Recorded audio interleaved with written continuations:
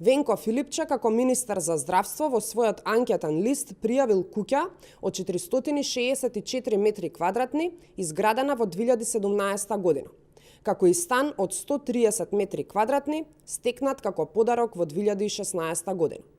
Додека пак на име заеднички имот пријавил уште еден стан во Скопје од 50 метри квадратни стекнат со договор за купопродажба во 2010 година.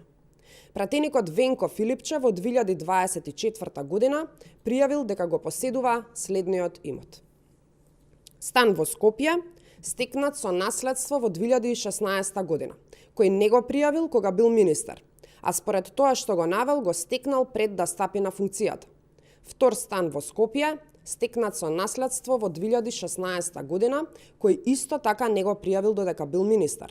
Два стана во Скопје од по 12 милиони денари, стекнати со договор за градба во 2017 година, кој исто така ги немал пријавено во анкетниот лист додека бил министер.